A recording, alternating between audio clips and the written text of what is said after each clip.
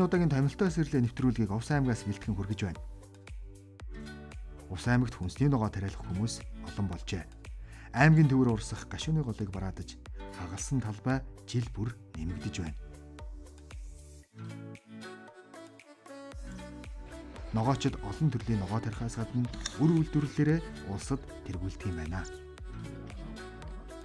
Увс аймаг зүгээр үр үйлдвэрлэлээ 37 8 хүн байгаа. Нөгөө тусаа зөвшөөрөлтэй. Тэр хүмүүс дүр гаргана. Бус хүмүүс дүр гаргахгүй.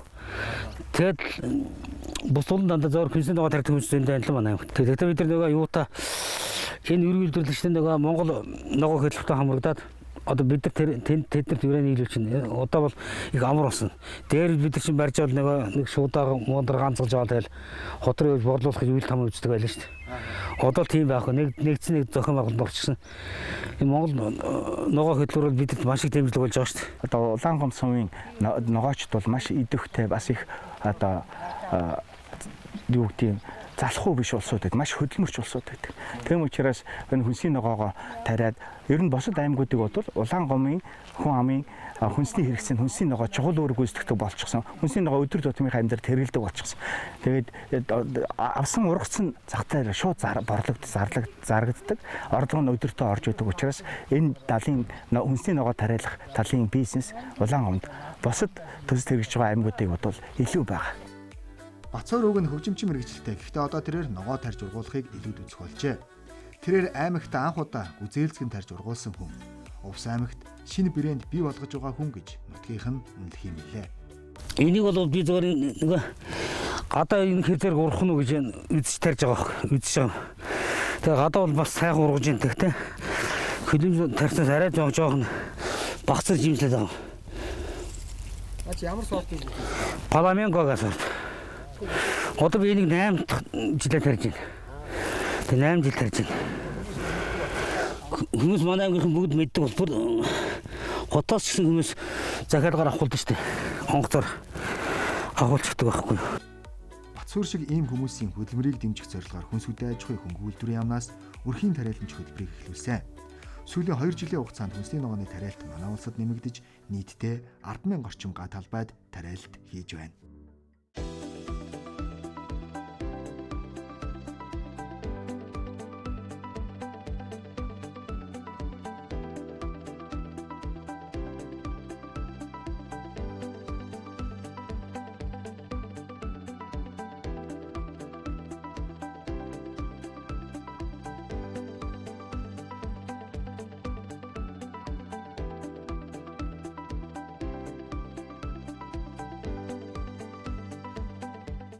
Жаахан хөрс чинь их хэд их шаварлаг байгаа учраас маш их хаталт өгöd байгаа хэрэг. Шавралцаа хөрс их хатуу хүнд хөрс байхгүй.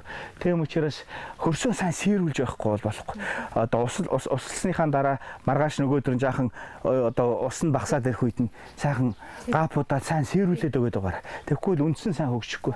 Тэрийгээ сайн бодоо явчих. За өрхийн тариалангийн хувьд бид нэр 36 төлөвлөгөө арга хэмжээ гаргасан. Энэ төлөвлөгөө нь улсын төсвийн хөрөнгө оруулалтаар за дээр нь гадаадын хэрэгжиж байгаа төсөл хөтөлбөрөөр жишээлбэл одоо Азийн хөгжлийн банкны хоршоолсон хэлбэрээр хүнсний ногооны аж ахуй эрхлэх замаар өрхийн амжиргааг сайжруулах төслийн хүрээнд хэрэгжүүлэхээр Монгол ногоо төслийн хүрээнд за доктортой хөдөө аж ахуй гэдэг ийм олон төсөл хөтөлбөрүүдийн хүрээнд аюул олон арга хэмжээг бас төлөвлөж хийсэн байгаа. Манай улсад 40,000 орчим иргэн өрхийн аж ахуйр хэлж хүнсний ногоо тариалдаг. Эдгээр иргэдийн хувьд төрөөс ямар нэгэн татаас дэмжлэг авахгүйгээр өдий зэрэгт хүрсэн гэж хэлж болно. Харин ойрын жилүүдэд хүнсний ногооны үйлдвэрлэлд засгийн газраас анхаарах болжээ.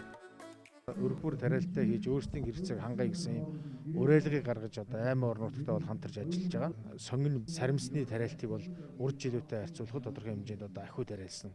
Хүнсүд аж ахуй хөнгө үйлдвэрийн яамнаас энэ жил бол бөөрөнхий сонгоны төл саримсны өр гибрид байцааны өр өргөс технологийн хүлэмжийн ногооны өр гэдэг нэлээд олон төрлийн ногооны ялангуяа Монголд харьцангуй бага тариалагддаг их хвчлэн импортоор орж ирдэг ногооны үрээр дэмжлэг үзүүлсэн. Одоо 60 хэдэн жилдээ л анх удаа хүнсний ногооны салбарт улсын төсвөөс их хэмжээний мөнгө тавигдсан 2.4 тэрбум төгрөгөөр одоо хүнсний ногооны үр, хүлэмжийн ногооны үр гэд төлөвлөсөн хэмжээнд бид нар авсан байгаа. Энэ бид нар нэг 140 тонн 10 нэр төрлийн үр авах байсан. Тэгээ 11 нэр төрлийн 170.4 тонн үрийг авч таараасан. Хүнсний ногооны тарилт нэмтгийн хэрээр төрөл зөвлөл нь олширч байна. Манай улс 10 гаруй төрлийн хүнсний ногоог өргөн хэрэглэдэг байсан бол одоо дотооддоо 30 гаруй төрлийн хүнсний ногоо тариалж хэрэглэгчдэд сонголт ариун болж байна. Цаашдаа бид хүртээмжээл нэмэгдүүлэх хэрэгтэй байна гэдгийг ногоочид ярьж байна. Манай аймагт одоо хөлбөмбөгийн аж ахуй нэлээх эрчимтэй ажиллаж байна шүү дээ. Хөлбөмбөгийн аж ахуй нэлээд одоо ерөн боломжийн болцсон. Асан хөлбөмбөс одоо 2 өдөр хугацаа авч байна. Тэ. Тэгээд өөрөөсөө одоо биднэрт одоо ямар зорилго байгаа нөхөр одоо би ингээд тайсан хөлбөмбөнд илт толгойд ногоо тариа сурцсан юм чинь одоо цааш одоо манай аймгийн хувьд болохоор ингээд үлийн хөлбөмбөжтэй тийм ээ болчихвол бүр ингээд ургацаа одоо 6 сарын 20-нд гарч байгаа ургацыг 6 сарын 1-нд 5 сарын 20-нд гарах боломжтой байгаа байхгүй. Хүнсний ногоо тариалахад арчилгаа ихтэй. Үрслэгийг талбайд суулгахаас эхлээд намар ургац хурааж автал өдөр бүр ажиллагаа шаардаж байдаг. Гарын ажиллагаа хөнгөлөхөд техник хэрэгсэл хэрэгтэй байгаа юм. Нэг техникээр 2-3 цагийн дотор амжуулчих ажлыг одоо 2-3 хүн хөлсөлж бүтэн өдөр ногоон талбайд ажилдаг тухай тэд ярьж байлаа. Тиймээс хүнсүдэ аж ахуйг хөнгөлөлтийн яамнаас хөнгөлөлтөө үнээр багаж техник хэрэгсэл нийлүүлэхээр ажиллаж байна.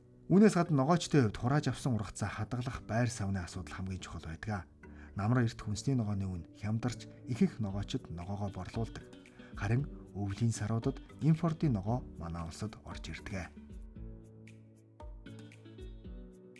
За энэ жилийн тухайд гэх юм бол бид нар бүгд найрамд Польш Улсын засгийн газрын хөнгөлөлтөө зээлийн дэмжлэгээр нийтдээ нэг 8500 тонн хүнсний ногооны агуулга барих одоо ийм төслийг хэрэгжүүлээд тендер сонгон шалгуулалтад зарлаад явж байна.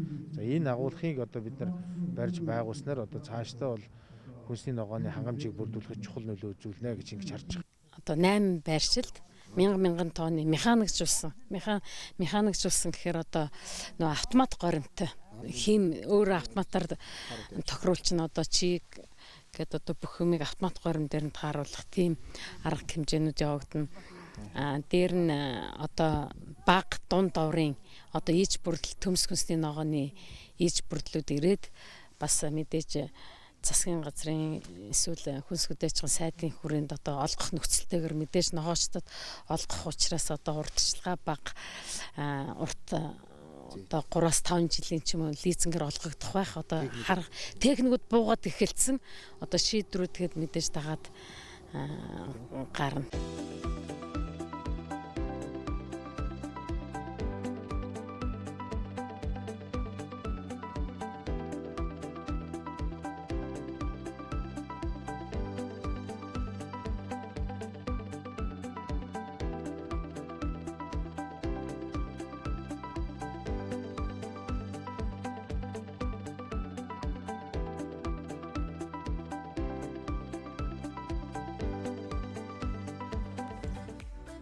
Эмчлийн хувьд тэнгэр ивээсэн сайхан жил болж байгааг ногоочд ярьж байна.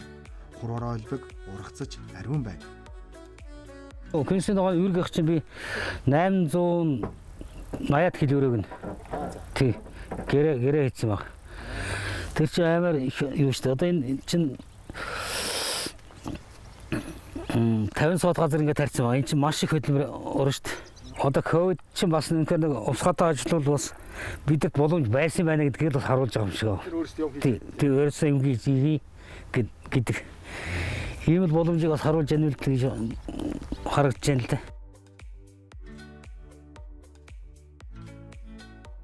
Хавар тариалт эхлэх үеэр гадаа хүүтэн хонж үр суулгах ажил хэд хоногор хойшилсон. Бусдаар ямар нэгэн саад бэрхшээл гараагүй гэдгийг тэд ярьж байлаа. Ялангуяа одоо 6 сар гаргаад тарьдаг дулаан дуртай оргомлууд өргөөс тамих